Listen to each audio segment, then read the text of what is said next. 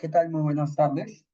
Estamos aquí reunidos para poder continuar con esta serie de capacitaciones con respecto a lo que constata o concierne al registro sanitario. En una segunda etapa tenemos para hablar sobre la certificación dentro del proceso de registro sanitario, claro está, la certificación en principios generales de higiene, PGH, y validación técnica oficial del plan HACCP emitido por DIGESA.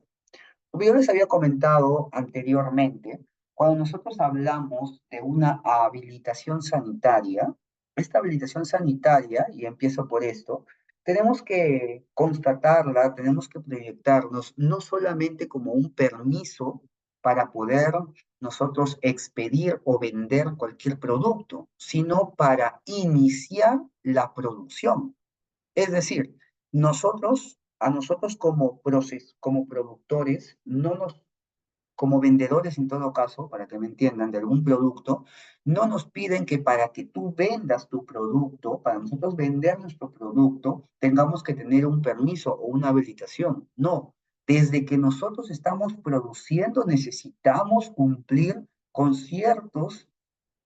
con ciertos requisitos, como lo que son las buenas prácticas de manufactura, el programa de higiene y saneamiento, el programa operativo estandarizado y el programa o procedimiento operativo estandarizado de saneamiento también, lo que conocemos como POE o POES respectivamente. Entonces, esta serie de requisitos previos va a traer consigo a una validación técnica en un plan preventivo para el control de cualquier tipo de peligro, ¿de acuerdo? Esto va a ser emitido por DIGESA. Entonces, nosotros para tener un proceso ya de producción necesitamos tener una habilitación sanitaria.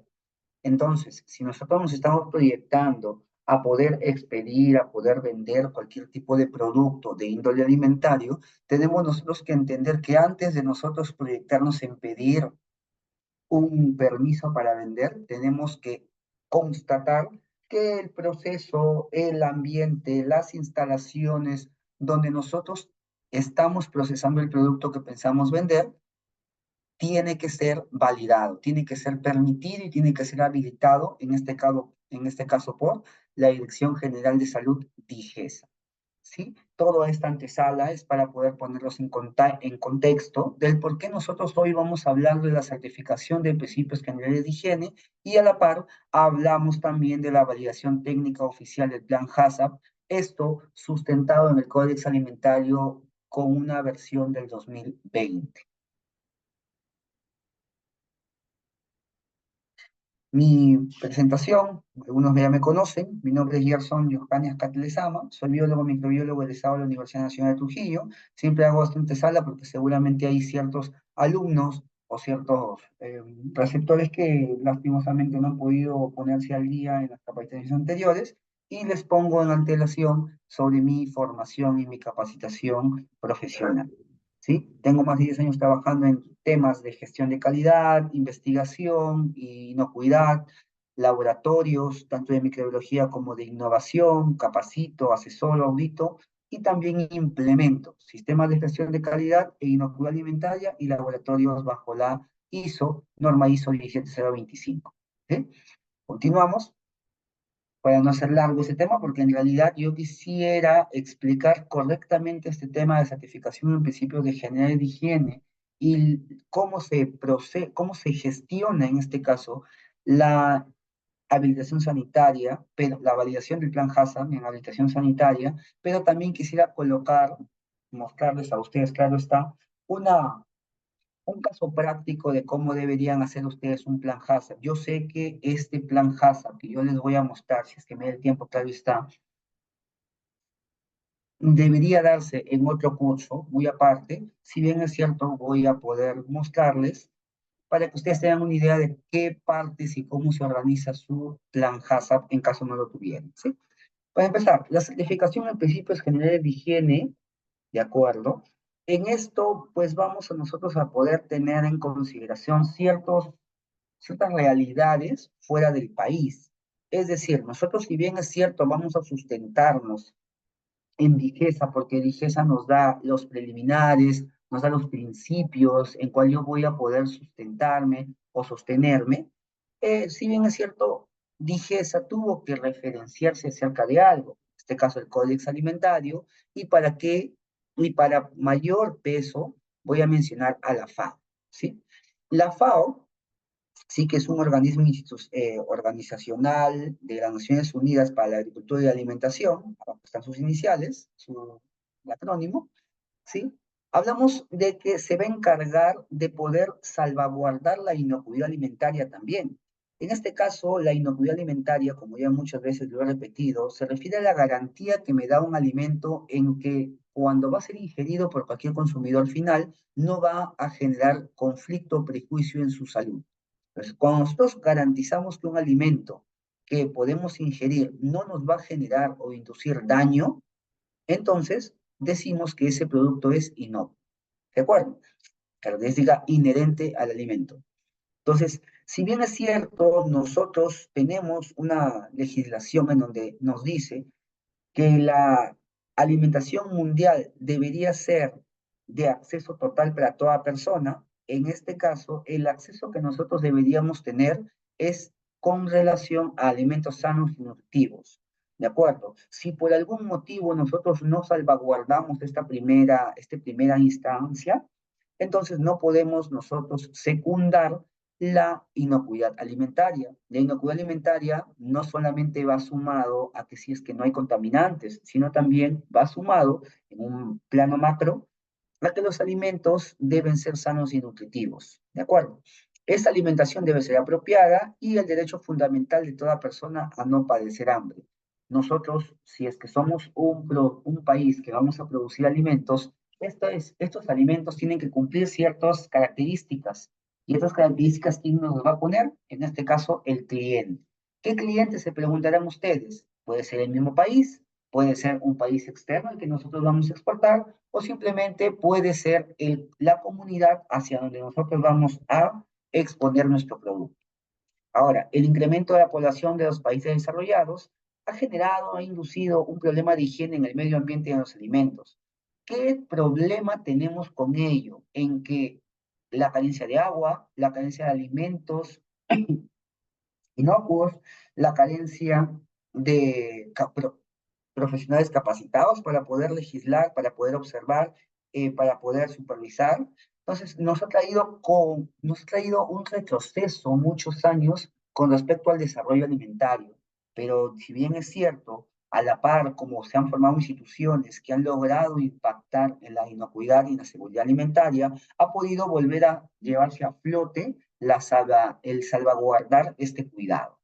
¿Sí? Nosotros somos un país subdesarrollado, si bien lo dicen, nosotros también estamos en un proceso de desarrollo continuo. Y ese proceso de desarrollo continuo va de la mano con la cantidad de producción de alimentos primarios que podemos nosotros e industrializados que podemos exportar. Nosotros, perdón,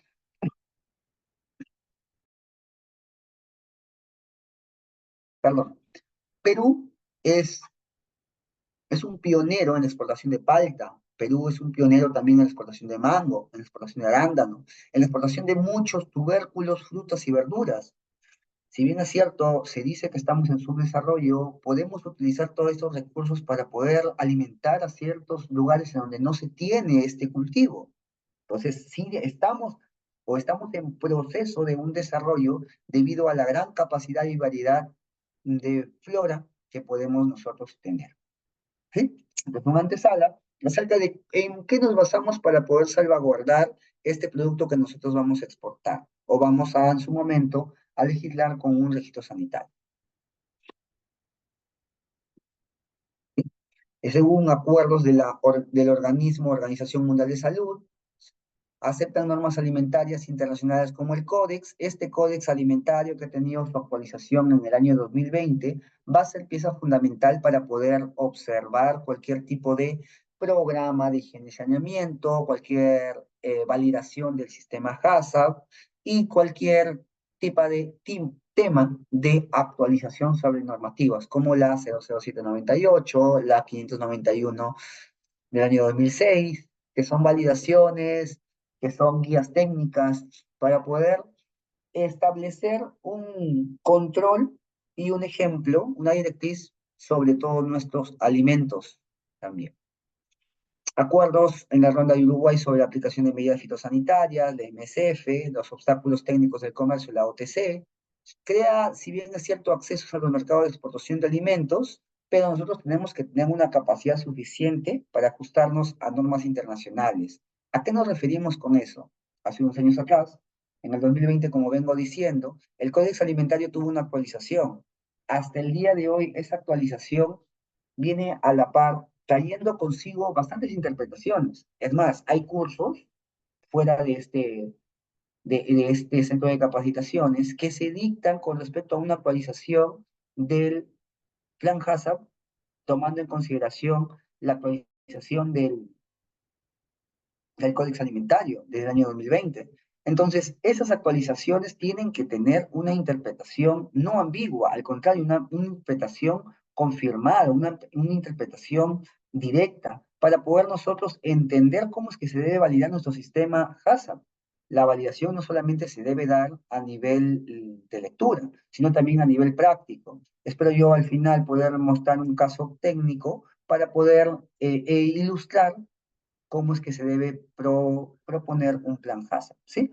Entonces, estas actualizaciones tienen que ajustarse a normas en la inocuidad alimentaria en nuestro país. Como bien le hemos dicho, la habilitación sanitaria del plan HACCP, la implementación del plan HACCP y la validación técnica tiene que estar sustentada en la actualización de las normas internacionales.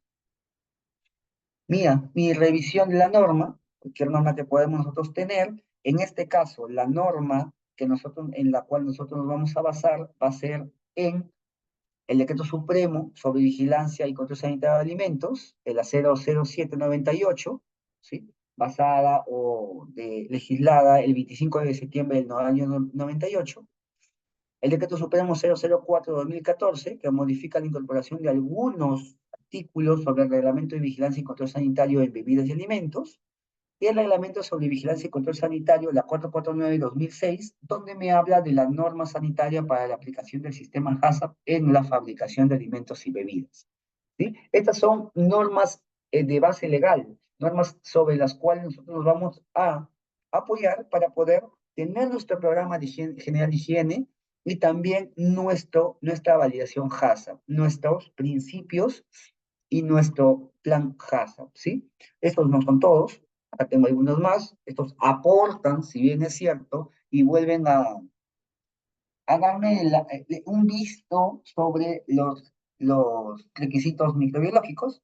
En el caso de la resolución ministerial 591-2008, norma de criterios microbiológicos, aquí hablamos de cómo es que se debe notificar, cómo es que se debe tomar una muestra, cómo es que se debe interpretar un resultado y dependiendo de qué tipo de muestra, qué criterio microbiológico debo yo evaluar. No es igual evaluar un producto cárnico o un producto lácteo, qué tipo de lácteo se conoce, si es que hay aditivos alimentarios o no, si hay fruta fresca o fruta procesada.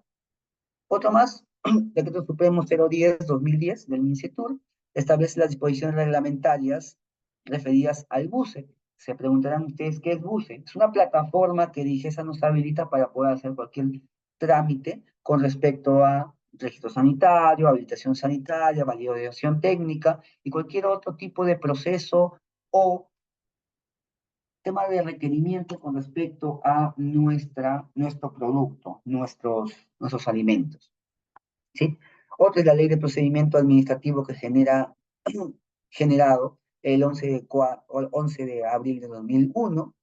Y por último, la 29060, que es la ley del silencio administrativo, en donde vamos a hablar básicamente de los requisitos en los cuales nosotros tenemos que cumplir para poder habilitar la habilitación técnica del plan ASA. Empezamos. Cuando hablamos de un procedimiento de certificación de principios generales de higiene del Códex Alimentario, estamos hablando de un trámite documentario que se tiene que hacer en DIGESA. Pero para tramitar todo este proceso, primero tenemos nosotros que interpretar qué significa un principio general de higiene en nuestra planta. Nosotros tenemos que iniciar no tramitando algo sin antes tener una interpretación. Nosotros tenemos que proceder en primera instancia a poder plasmar todo este programa, este principio general de higiene dentro de nuestra empresa para a posterior nosotros tener que hacer un trámite documental en Digesa y que nos vengan a levantar conformidades o no conformidades para que nos vengan a evaluar, supervisar o inspeccionar, ¿sí? Entonces, todo este procedimiento es lo que yo les voy a explicar, pero para ello, para ese procedimiento de certificación, tenemos nosotros que entender y plasmarnos en que los principios generales de higiene basados en el Código Alimentario, con su actualización al 2020, te es necesario implantarla en nuestra empresa, ¿sí? Los requisitos que tienen que hacer, tienen que hacer una solicitud dirigida al director ejecutivo de higiene alimentario zoonosis de Digesa con carácter de declaración jurada. Básicamente es una declaración jurada que contenga el RUC firmada por el representante legal de la empresa que nosotros tenemos. El manual, tenemos que brindar una copia del manual del programa de buenas prácticas de manufactura, BPM. En este caso, debe ser firmada de forma indistinta por cualquier tipo de profesional, pero dentro de esta lista, ¿de acuerdo? Puede ser biólogo, ingeniero industrial, microbiólogo, ingeniero químico, alimentario, agroindustrial, o cualquier profesional afín con respecto o que tenga relación o nexo con alimentos, ¿sí? Ahora, ojo que esto sí puede ser motivo de observación. Si por algún motivo cualquiera de estos profesionales no está colegiado y o habilitado, esto puede ser devuelto y consigo puede ser retrasado. ¿Retrasado qué? El procedimiento para la certificación del PGH. Entonces, tenemos que entender que este manual de programa de buenas prácticas de manufactura, este manual de BPM, tiene que ser firmado por un profesional habilitado, colegiado y habilitado. Si no está colegiado y habilitado, es muy probable que sea devuelto y observado todo este procedimiento. Otro, tenemos que tener también otro manual, que es el manual de programa de higiene y saneamiento, el PHS, también tiene que ser firmado, ya sabemos, por un profesional que tenga nexo, relación y profesión y experiencia con respecto a alimentos, biólogo, ingeniero industrial, microbiólogo, químico, alimentario, agroindustrial o cualquier profesional ligado a este rubro. Nuevamente, este manual de programa de higiene y saneamiento también tiene que ser firmado por un profesional colegiado y habilitado. Ahora, por último, tenemos que hacer un trámite único de procedimiento administrativo, que es un TUPA, en donde tenemos que anexar el pago de derecho de trámite, que es un monto aproximado de 586.30. Entonces, esto no es básicamente, ojo, no es para poder solicitar una habitación sanitaria. Es un primer paso, es la primera parte que tenemos nosotros que hacer para que nos puedan a nosotros observar, para que nosotros podamos procesar, hacer un trámite sobre nuestro programa general de higiene. Entonces, mi procedimiento general de higiene o mi programa general de higiene tiene que ser validado. Luego de esta validación ya entro a una validación técnica de mi programa, de mi Plan Hazard, que estamos en una segunda etapa. ¿De acuerdo? Entonces, los primeros requisitos para el procedimiento de certificación de mi PGH, según mi Código Alimentario de 2020, son estos que acabo de mencionar. ¿Sí? Ahora vamos directamente al programa de BPM, ¿sí? Al BPM, las buenas prácticas de manufactura, que sabemos nosotros qué es lo que debemos cumplir. BPM, si son buenas prácticas, ya sabemos que literalmente son prácticas, son actitudes, acciones que un manipulador o un operario va a realizar. Y estas acciones tienen que ser positivas en pro de salvaguardar la inocuidad y calidad de mi producto. ¿De acuerdo?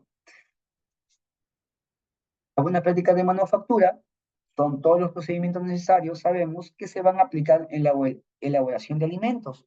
La elaboración de alimentos abarca desde la obtención de materia prima hasta el empaque de mi producto terminado. ¿De acuerdo? No solamente se basa en el procesamiento interno, no solamente se basa en el trozado, deshidratado, congelado, no. Se basa o abarca desde que estamos nosotros manipulando la materia prima a vida y por haber hasta, o la que vamos a necesitar nosotros para nuestro producto, hasta el empaque, porque si por algún motivo no concertamos o consideramos esta última etapa, por decirlo así, se puede ir por ahí tal vez un cucharón, se puede ir un lapicero, se puede ir un pedazo de guante, o simplemente la bolsa no está bien sellada. Tenemos que tener un control a nivel de todo nuestro proceso y esto se encarga las BPM, que es un prerequisito, así como los POEs, de nuestro sistema CASA. ¿De acuerdo? Entonces, ¿cuál es el fin de estas BPM? Garantizar que estos alimentos sean seguros, se emplea en toda la cadena de producción de los mismos, incluye materia prima, elaboración, envasado, almacenamiento, operarios, transporte, lo acabo de decir, y las buenas prácticas de manufactura se refieren básicamente a tener procedimientos escritos. Si bien es cierto, las BPM las podemos nosotros capacitar, porque hay personal, es más, dentro de cualquier certificación te piden capacitar a tu personal en buenas prácticas de manufactura. Nosotros también tenemos que tener un manual. Este manual nos va a reafirmar lo dicho abajo en color rojo. Lo que no está escrito no está hecho. ¿Cómo nosotros podemos expresar esto o hacerlo verídico? Si es que por algún motivo nosotros no tenemos un manual, ¿cómo es que el auditor, inspector sanitario puede llegar y confirmar que realmente se está cumpliendo los BPM? La verdad, un inspector sanitario no va a ingresar a planta para poder, o a la sala de proceso, para poder garantizar si es que se tiene establecido o implementado los BPM. Lo primero que va a hacer es pedirle al responsable de calidad que le alcance el manual de BPM. El manual de BPM, ¿de acuerdo? Debe ser un folio que tiene que tener una estructura, tiene que tener una base legal, conceptos, si es que se puede llamar, si es que se le puede considerar, y por último, las BPM a nivel, o cuál es el alcance del BPM, porque a nivel de qué ambientes o qué zonas o qué etapas del proceso productivo abarca. ¿De acuerdo? Entonces, estos tienen que ser procedimientos escritos, ¿de acuerdo? En base a estos procedimientos escritos, nosotros tenemos que sustentarlos. Al yo mencionar sustentar, es una evidencia. ¿Cómo es que vamos a evidenciar que estos procedimientos estén escritos y a su vez que estén también enmarcados y plasmados en capacitaciones? Porque vamos a tener nosotros un informe, registros de cómo es que vamos capacitando, vamos cumpliendo los BPM, vamos vigilando si es que no hay un vidrio, vamos vigilando cuántas veces se ha lavado las manos un operario, vamos vigilando si es que se ha llevado un control de desinfección o no, y vamos vigilando si es que hay algún tipo de anomalía médica, ocupacional o de salud con respecto al operario. ¿Sí? Si el operario usa lentes, se tiene que constatar qué tipo de lentes usa, si es policarbonato, si es vidrio, si es luna. Entonces, ese control deberíamos nosotros llevarlo, ¿de acuerdo? Eso es parte de las BPM. Ahora, ¿por qué aplicar las BPM? Según la Organización Mundial del Comercio, establece que las medidas fitosanitarias, sanitarias y fitosanitarias confirman el derecho a los países de aplicar medidas de inocuidad necesarias. En realidad, las BPM en muchos países ya no son aplicadas. ¿Por qué? Porque las BPM se han convertido en la política, en la costumbre de todo tipo de operario. Pero hay países, incluyendo Perú, que el personal operario no se ha acostumbrado a convertir este tipo de prácticas en su cotidianidad. Mm, No es cotidiano para ellos poder lavarse las manos después de salir al baño, no es cotidiano para ellos tener que higienizarse todos los días, a diferencia de otros países. Pues es que en otros países como Suiza, Noruega u otros países de mediomundistas y demás, no han llegado a, no se llega o no se menciona las BPM como prácticas obligatorias, porque es parte de la educación del operario o del ciudadano de esos países. Entonces, pero la Organización Mundial de Comercio y establece estas medidas sanitarias y fitosanitarias con en vista de que se debe tener un derecho de los países para aplicar esas medidas, ¿de acuerdo? ¿Por qué? Porque estas se van a basar en las normas del Código Alimentario y cualquier otro texto afín que guarde relación con esta aplicación de BPM. La globalización de mercados y la interdependencia económica exigen un cumplimiento de la sanidad. De la sanidad, básicamente, el cuidado de toda materia prima, inocuidad, si la garantía de que el alimento que nosotros vamos a ingerir no induzca, no genere daño al consumidor final. Y calidad debido a la crisis alimentaria de las últimas décadas. En este caso hubo bastante, aquí nada más en el año 95 hubo una epidemia aquí en Perú de cólera, cosa que ya no hemos podido tener parecido porque ya se ha erradicado, pero es un tipo de enfermedad de transmisión alimentaria también, por consumo de aguas no tratadas. Entonces, pero en otros países hubo enfermedad de vacas locas, contaminación microbiana de frutas y verduras, la famosa salmonelosis o la tifoidea, influenza aviar, residuos plaguicidas, alimentos genéticamente modificados que algunos están validados, exigiendo más garantías sobre lo que consumimos. Entonces, si bien es cierto, países extranjeros no te van a pedir, muchas veces no te van a pedir las BPM, no te van a pedir cierto, pero quien sí te va a pedir es una certificadora. Porque la certificadora te va a dar a ti, básicamente, para la redundancia, el certificado de qué es lo que tú estás produciendo o procesando. Ellos sí te van a pedir. ¿Por qué? Porque dentro de tu validación técnica del plan HACCP necesitas antes un procedimiento de general de higiene y saneamiento. ¿Sí? Los países han establecido directrices, normas y reglamentaciones para que puedan asegurar que estos alimentos que se van a procesar sean inocuos y sean aptos. Ya sabemos inocuidad, garantía del alimento, que nos asegura no tener daño al consumidor final. Y es apto porque tiene la capacidad o aptitudes para poder nutrirnos, para poder alimentarnos y no generarnos daño en su ingesta. Ahora, ¿cómo funcionan las BPM? Se preguntarán ustedes. Disculpen si que estoy yendo muy rápido, pero es que una hora nos apremia, ¿no? ¿Cómo funcionará en este caso las BPM? Las BPM funcionan dependiendo de cuánto nosotros logramos entender que no solamente es trabajo de calidad. En realidad, las BPM son producidas, así como los POE, los PHH, los PHS y todo ello, los programas, son trabajo de todos. Es así como defensa civil, es tarea de todos. ¿Por qué? Porque todos nosotros, jefes, inspectores, supervisores, personal de limpieza, gerentes, coordinadores, todos tenemos que entender que las BPM, las buenas prácticas de manufactura, es un nexo o es un engranaje entre las personas y los procesos.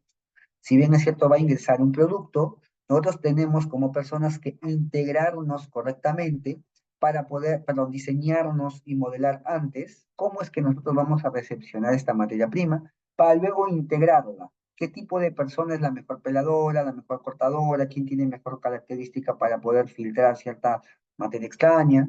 Luego tenemos que construir y o implementar, no podemos dejar la materia prima a la intemperie sabiendo que viene congelada o bajo una temperatura baja, se puede desaguar, se puede oxidar, o en su defecto se puede deteriorar. Y por último, la ejecución. Esta ejecución es qué cosas vamos a realizar para que se pueda salvaguardar la materia prima y luego procesarla. Y también, por qué no decirlo, cómo es que se debe procesar, en qué manera, cada cuánto tiempo, si tiene que esperar o no, y todo ello. ¿Sí? Entonces, esto es un nexo entre personas y procesos. Otro tipo, ya cuando pasamos a la siguiente parte, cuando ya dejamos a las personas hacer los procesos y pasamos a la tecnología, tenemos dos puntos más sobre las BPM en donde tiene injerencia, que es el monitoreo de las actividades de negocio, cómo es que realmente se está utilizando los recursos para poder lograr cumplir las BPM. Y por último, cómo se controla las BPM con respecto al, a la aplicación de estas. Si por algún motivo existe una cultura del personal, se tiene que enriquecer, se tiene que salvaguardar periódicamente con capacitaciones a personales nuevos. Pero si es que ya se tiene un personal sondeado, un personal separado, pues ya en su momento podemos dejar nosotros de poder repetir 3, 4 veces la capacitación y pasarla 2 o 3 veces solamente a modo de refrescar la memoria y cumplir con lo que nos pide nuestra legislación o nuestra certificación. Entonces va desde la entrada hasta la salida de las BPM, no se detiene en ningún momento. En ningún momento las BPM dejan de ser BPM. Si tienen que cumplir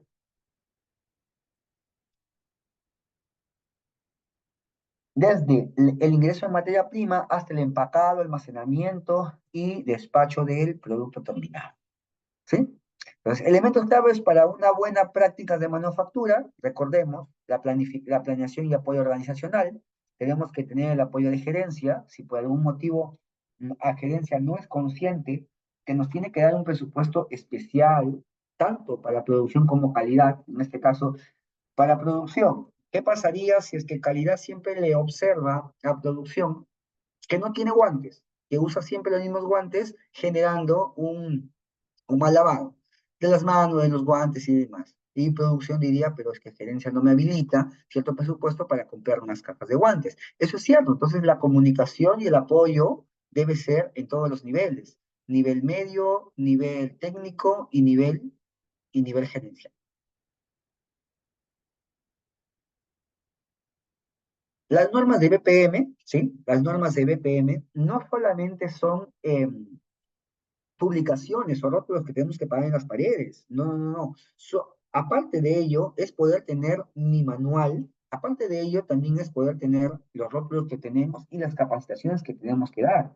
Generalidades, organización del personal, cuánto tiempo se tiene que rotar, qué tipo de instalaciones y edificaciones se tiene, qué tipo de equipos. Entonces, toda esta planificación son parte de las normas de BPM.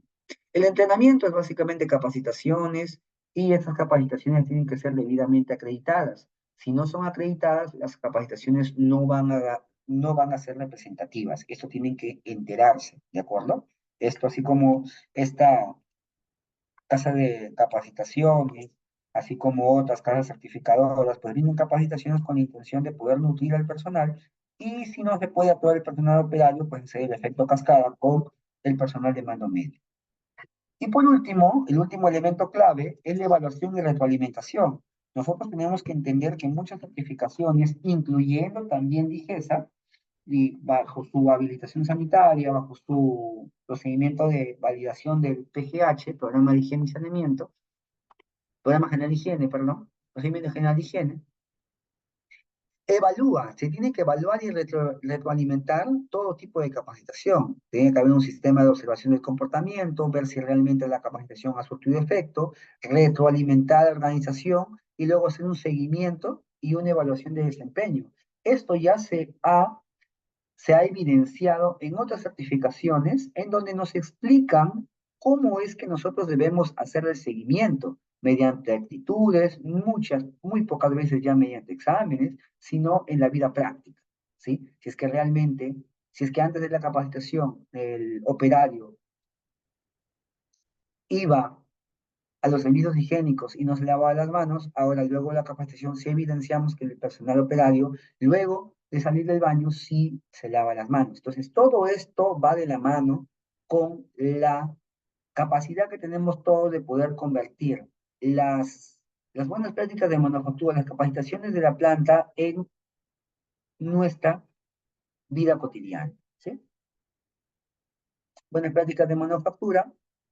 Luego que ya he comentado, los componentes, tenemos que observar los alrededores de la planta, si hay algún contaminante, el diseño y construcción de la planta, tenemos que utilizar paneles, las paredes muchas veces se llenan de salitre, de humedad, el diseño y la construcción de cada uno, si es que hay ventanas, qué tipo de puertas se usan, recordamos que entre las paredes y los pisos siempre tiene que haber una media luna para poder lavar y desinfectar correctamente.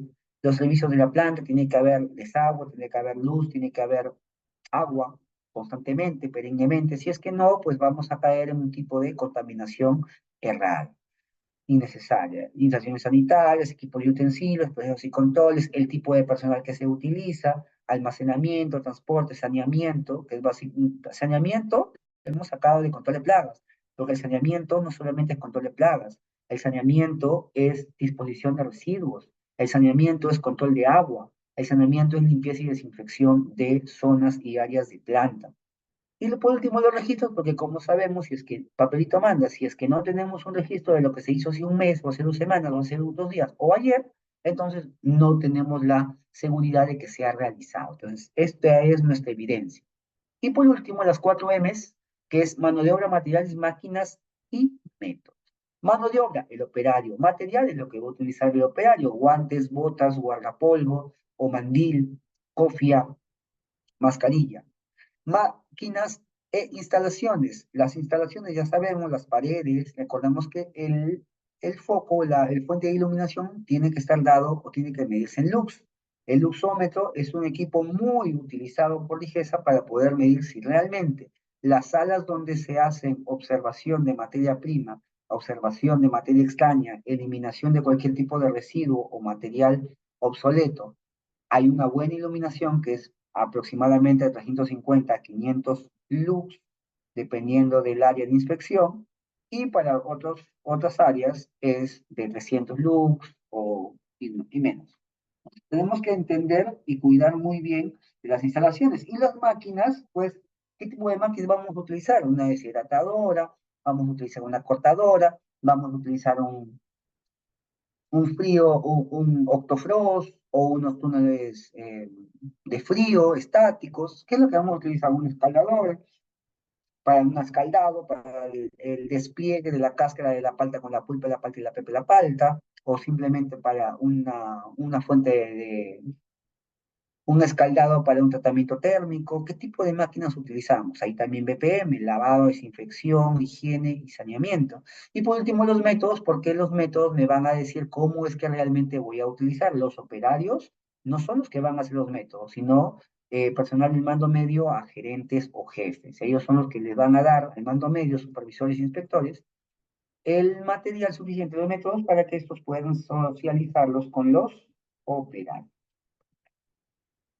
PHS, que es el programa de higiene y saneamiento, y POES, procedimiento operativo estandarizado de saneamiento, tienen que estar perennes. Aquí, por ejemplo, podemos ver una observación, vamos a hacer una observación, si bien es cierto, el joven no tiene tiene guardapolvo, no tiene guantes, tiene un reloj, no tiene cofre, no tiene mascarilla y está levantando granos. Estos granos muchas veces pueden generar alergias. Está catalogado que los granos y también está considerado como un alérgeno, ¿sí? Según la FDA hay 11 alérgenos, no tener cuidado con él. Un POES o SSOP, que es un programa operativo estandarizado de saneamiento, o SSOP en sus siglas, básicamente es un procedimiento escrito. Si bien es cierto, tenemos un programa de higiene y saneamiento, nosotros tenemos que plasmar este programa en un procedimiento. Un procedimiento es una serie de pasos en donde nosotros vamos a cumplir un objetivo. Entonces, estos procedimientos pueden variar de establecimiento a otro. No es igual tener un POES para una sala de producción que un POES para una zona de despacho, para una zona de lavandería, para una zona de máquinas, para una zona de empaque, para una oficina, para un baño, para un área de mantenimiento.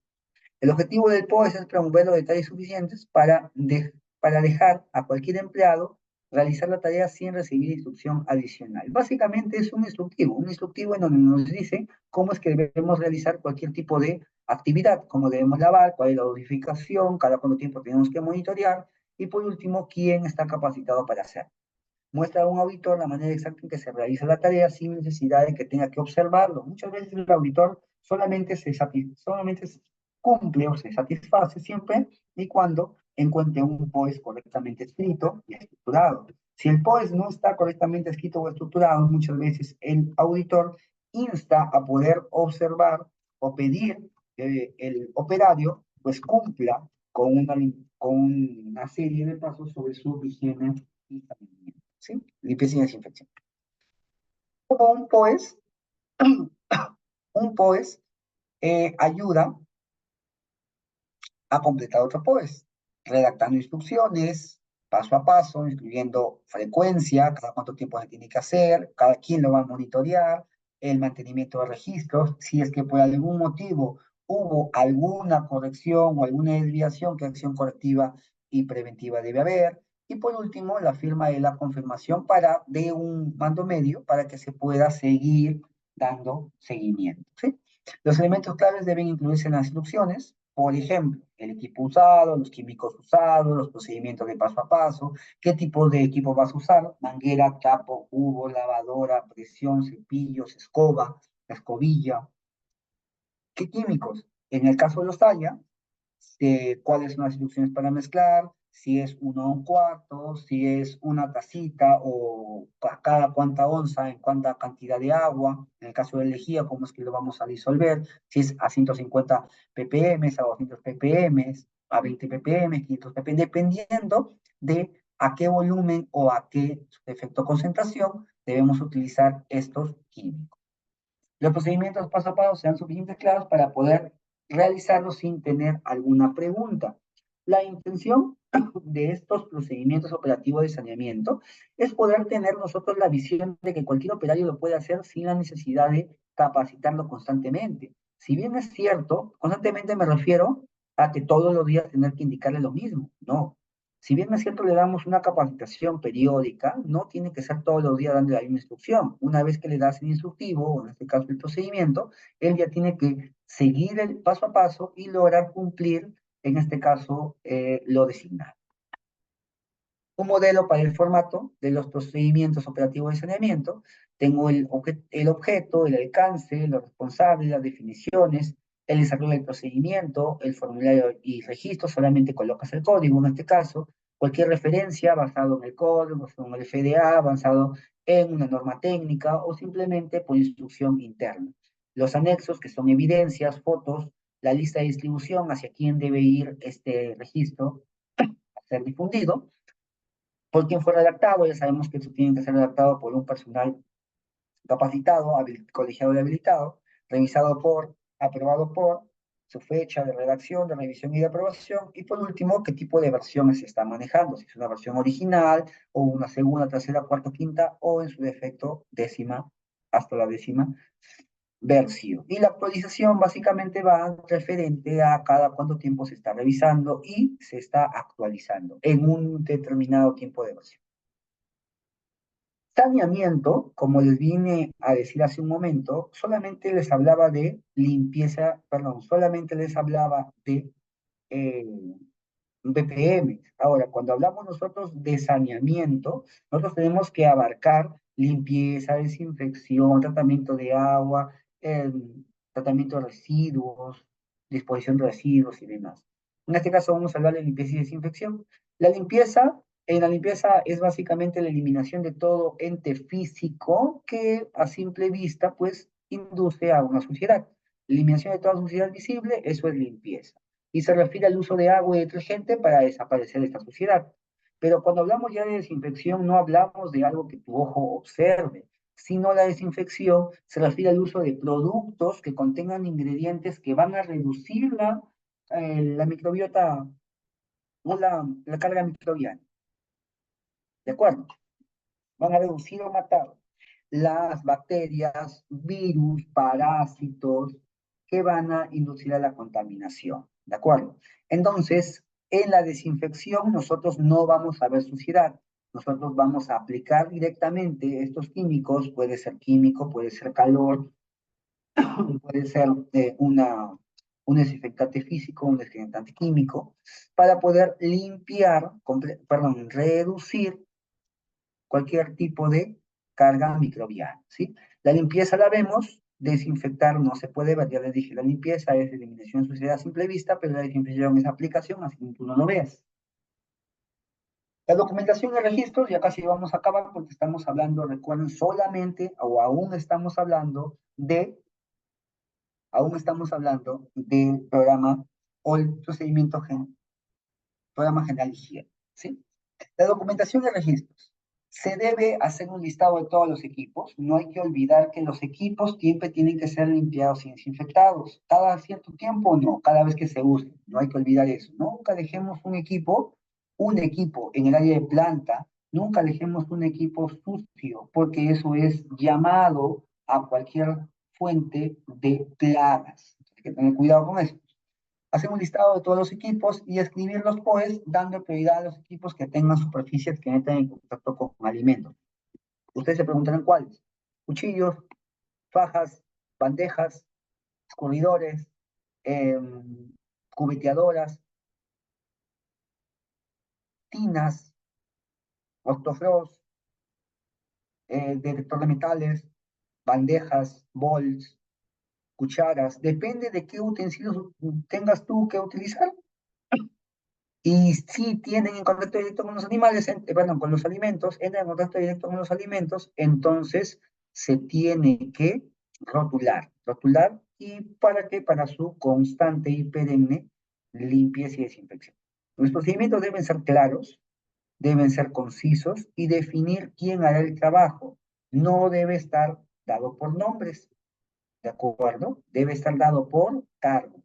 Es decir, tal operario de limpieza, que son la lista, se me ocurre, del equipo tal, y tú te vas, una persona va al área de calidad o de sistemito, dependiendo si están separados o juntos, y ven que el equipo tal está conformado por Manuelita, Joselito, Juancito y demás, y entre ellos, pues, quién estuvo de turno ese día, y él es el que va a estar a cargo, ¿sí?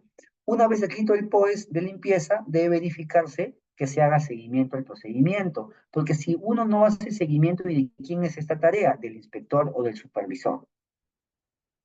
Es frecuente encontrar POEs bien escritos, pero cuando se verifican son muy diferentes. Es bien dicho que muchas veces encontramos muy bien, una muy buena redacción, pero pues, cuando vamos a la planta, pues la verdad es otra cosa, es otra historia, ¿no? No se cumple con lo que dice tu procedimiento, por eso tenemos que hacer un seguimiento constante. La persona encargada muchas veces no es entrenada, no es capacitada, o no cuenta con los equipos y utensilios, entonces no logra finalizar o culminar la tarea encomendada. El método de limpieza y sanitización de todos los equipos debe incluir los químicos de limpieza, los desinfectantes, cuándo se utilizan, su forma de aplicación, cuánta concentración debe haber, implementos y herramientas, instrucciones para desarmar equipos, pero esto con apoyo del área de mantenimiento. Equipos y zonas. Diseño y facilidad para la higienización, no hay que olvidar. En este caso, la persona que está ahí está con un casco, ¿sí? Parte de seguridad, está con una mascarilla, no usa guantes y básicamente está aplicándole vapor. ¿Para qué? Eliminar, es un tipo de desinfección física, eliminar carga microbiana mediante la deshidratación o mediante el calor, ¿sí? El material necesario para la realización de la operación de limpieza y desinfección, eso es parte de lo que nosotros necesitamos utilizar, y el diseño o facilidad para la higienización, dependiendo de cómo está diseñada tu planta. La intención es poder construir una planta bajo un diseño higiénico. Existen cursos para eso también, cómo diseñar tu planta higiénicamente. Tenemos que capacitar al personal, eso también es parte de los POEs, es parte del PGH, parte de la BPM. ¿Para qué? Para poder tener la información necesaria de que el personal tiene claro qué tarea está asignada, ¿sí? Y sobre cómo es que va a desarrollar la tarea asignada respectivamente. Recuerda que toda capacitación tiene que documentarse, tienes que tener tu documentación según tu lista maestra, tus documentos internos, en donde se evidencia que Pepito, Juanito, Lucecita ha sido capacitado en tal y en tal tema. Obviamente, si se puede anexar una evaluación, mucho mejor. Pero si por algún motivo no se anexa una evaluación, al menos que esté evidenciado que ha sido capacitado. Ya se verá en el campo, por decirlo así, si es que realmente ha aprendido o no, mediante sus actitudes y evaluación dentro de plan. La supervisión, perdón, cada POES debe tener a cargo su hoja de registro, ya les dije, y todo el trabajo debe ser verificado por un superior. Inspector, supervisor, jefe, ¿por qué no decirlo? Los jefes tenemos que entrar. En su momento yo también fui jefe de calidad, jefe de sistema integrado de gestión, yo tenía que ver todo este tipo de documentación, validarla, eh, líder del equipo HACCP, también fui, en donde tuve que darle seguimiento a todo lo que les estoy mencionando ahora, ¿sí? Entonces, todo el trabajo debe estar verificado por un superior. ¿Para qué? Para que pueda esta persona darle la venia de que las condiciones aceptables del proceso, para el proceso son pero las condiciones para el proceso son las aceptables. El personal responsable, ya sabemos que existen personales en todo nivel, la persona que va a firmar los documentos, la persona que va a aprobar, la persona que va a revisar, la persona que va a cumplir, la persona que va a inspeccionar, y dependiendo del nivel de educación técnica, de cuánto conocimiento tiene sobre BPM, si es que tiene experiencia o no, si es que tiene capacitación en manejo y uso de químicos y demás, debería ser organizada la jerarquía. ¿Sí de acuerdo?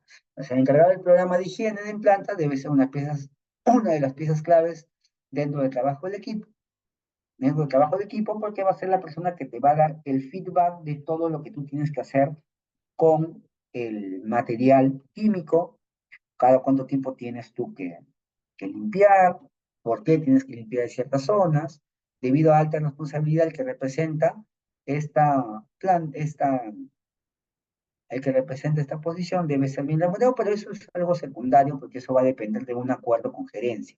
Algunos de los requisitos de esta posición deben ser, ya les dije, la supervisión, la inspección, deben ser personas que sí tengan una educación técnica a más. Programa y monitoreo, cada cuánto tiempo debemos nosotros y cumplir, pero no cumplir las tareas, sino cumplir la vigilancia, ¿de acuerdo? Nos ayuda a saber si cumplimos con los procedimientos de limpieza, una vigilancia. La persona va a ejecutar una tarea, llena y firma un respectivo formato, eso también se va a evidenciar, y el monitoreo nos ayuda a alcanzar la consistencia de los resultados y nos sirve para hacer comparaciones. Por ejemplo, esto también se debe evidenciar generalmente, el área de calidad frente al área de operaciones tiene que hacer una curva, una estadística de cuánto ha mejorado de un mes a otro con respecto a actividades de saneamiento, de limpieza, de desinfección. Generalmente siempre se presenta en una reunión de consorcio, una reunión de actividades, ¿de acuerdo? Una reunión en donde están los gerentes, los jefes y demás. Programa de verificación, si bien es cierto, se ha monitoreado ya, se tiene que verificar con un check, con una firma o con un sello, pues que se ha dejado constancia de que realmente sí se ha logrado desinfectar, lavar, limpiar, cuidar y monitorear.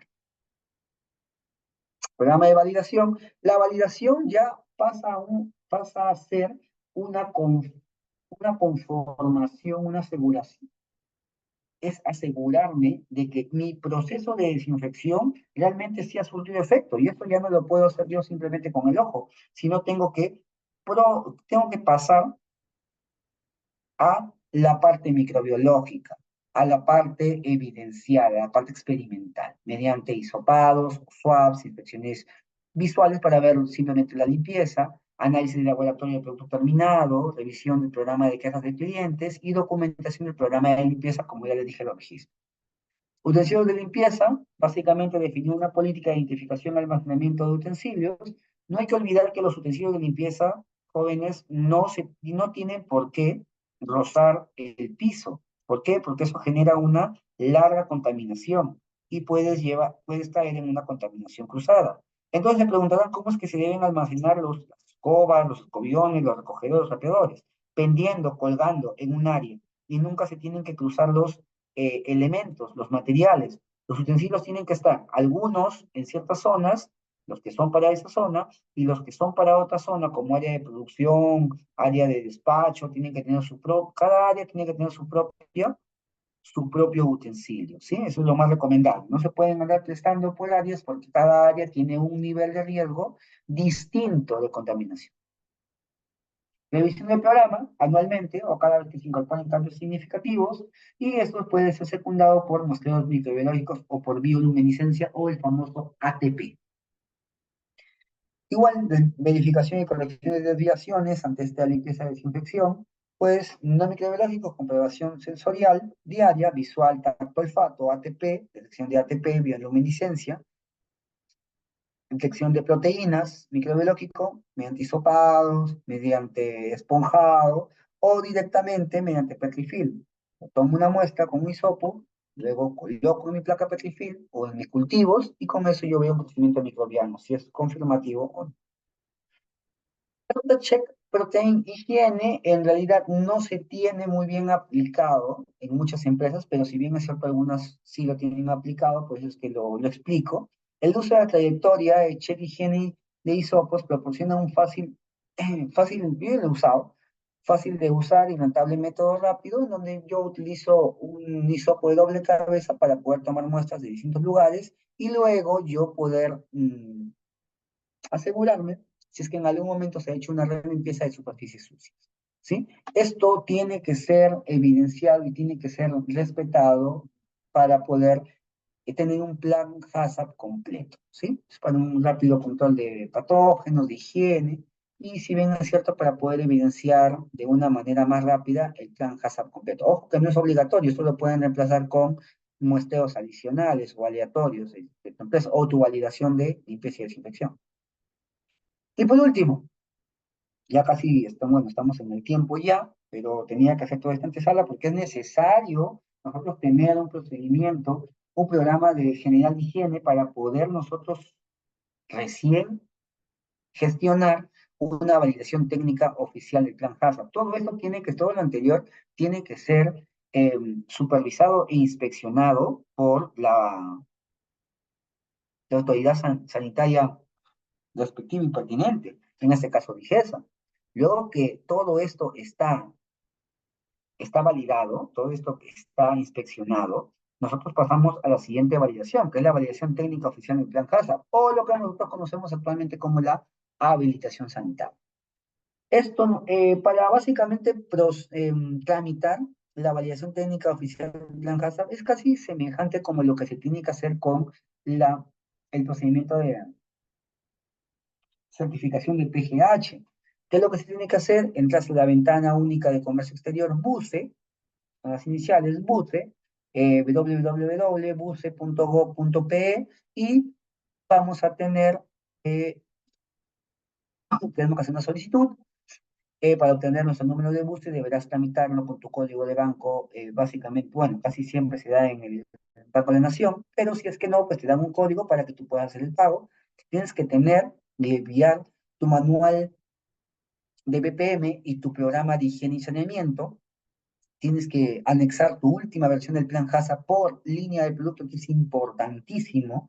¿Por qué se preguntarán ustedes? Porque si tú procesas un solo producto, normal, pero ¿qué pasaría si procesas más de un producto en tu plan?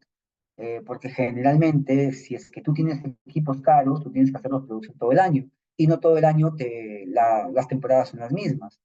Por ejemplo, en mayo, en junio, pues la temporada de mango está en aumento. Fresa, estamos hablando de diciembre, enero, febrero, dependiendo de ciertas zonas, claro está.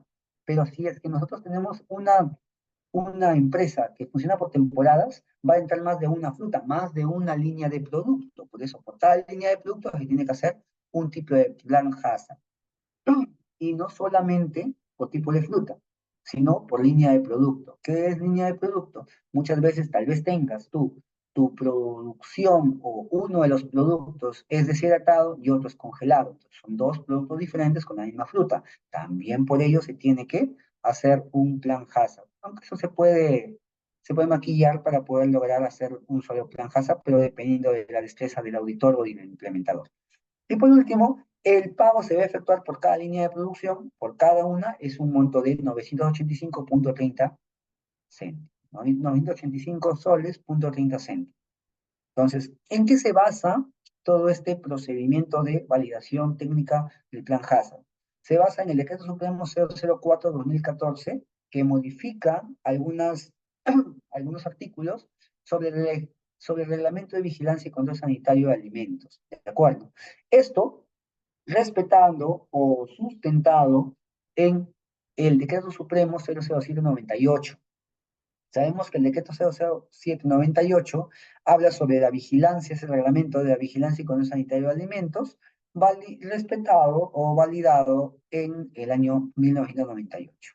La ley 27444, ley de procedimiento administrativo general, y por último la ley de censo administrativo, que ya sabemos que es quien nos va a aplicar o a enseñar cómo es que debemos nosotros procedimiento dentro del plan, dentro de la ventana UR.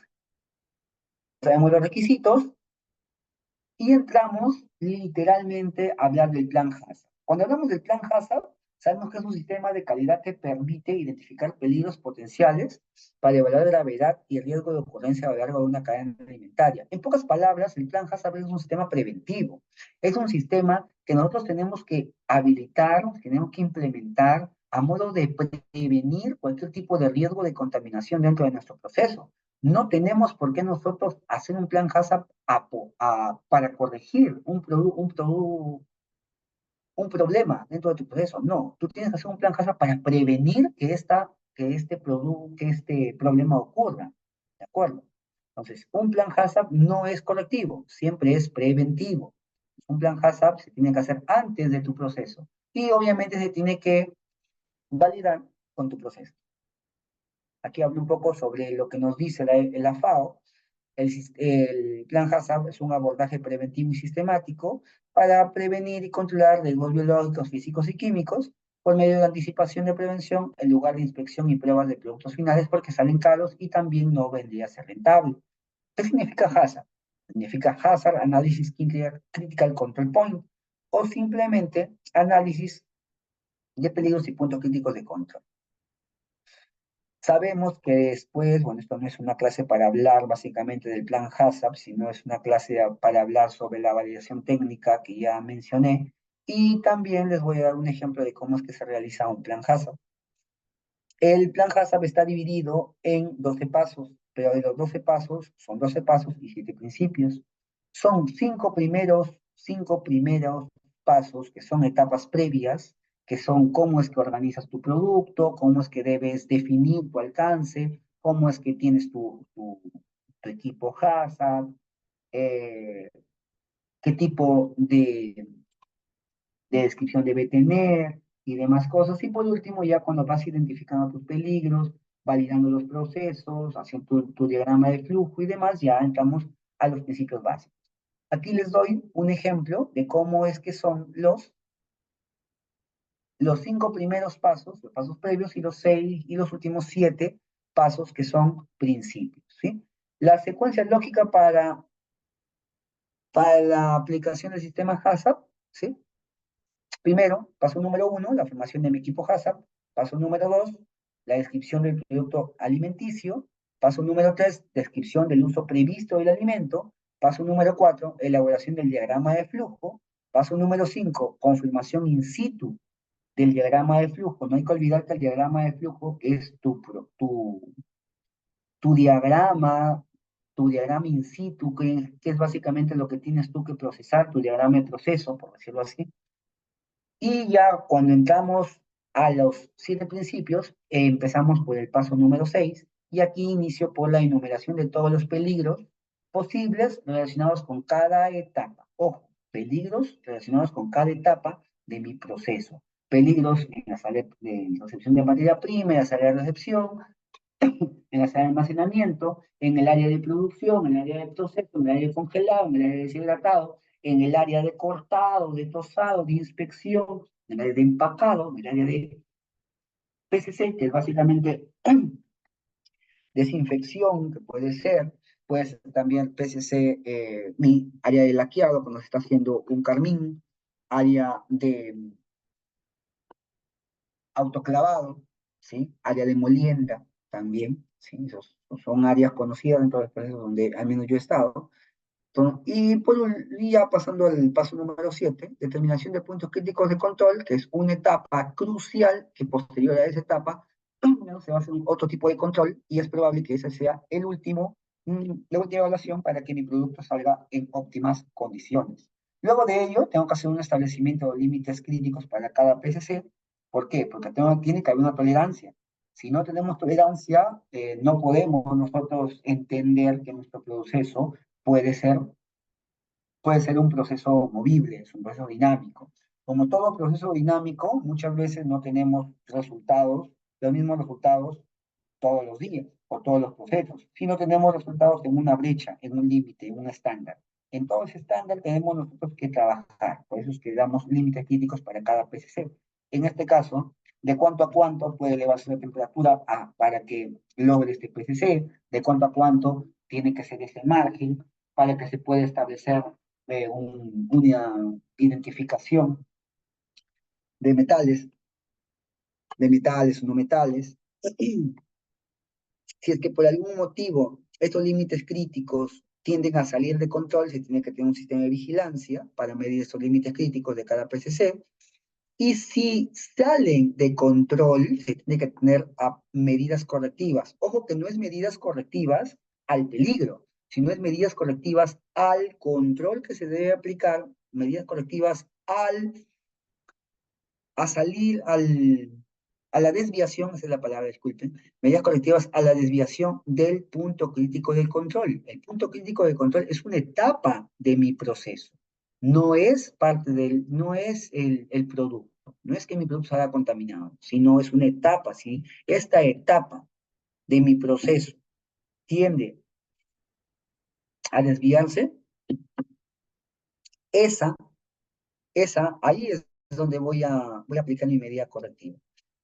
Por último, mi establecimiento del procedimiento de verificación, cómo es que verifico mis medidas correctivas, y para finalizar ya, establecimiento de un sistema de documentación y registro, porque como sabemos, papelito manda. Si es que no tenemos un papel o un registro, no podemos nosotros evidenciar ante una certificación, o en este caso ante Digesa, que podamos nosotros tener una constancia o un manejo, un dominio global de nuestro proceso. No sabemos cómo es que podemos mostrar o evidenciar si en algún momento a futuro viene un inspector supervisor y por último, dentro de un mes, hace una semana o el día de ayer, pues hemos procesado algo que sí cumple con las expectativas de nuestro cliente y es inocuo. El registro pues nos va a evidenciar ello, ¿no?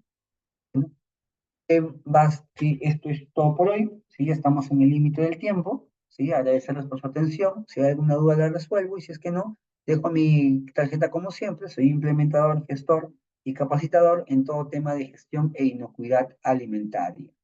El siguiente jueves nos vemos para poder hablar básicamente de cómo es que es la certificación, pero ya a nivel externo, cómo es que vamos a vender nuestro producto a nivel externo luego de una habilitación sanitaria y un registro sanitario procesado y registrado. ¿Sí? Quedo atento a sus preguntas y es que no, muchas gracias y pasen una buena noche.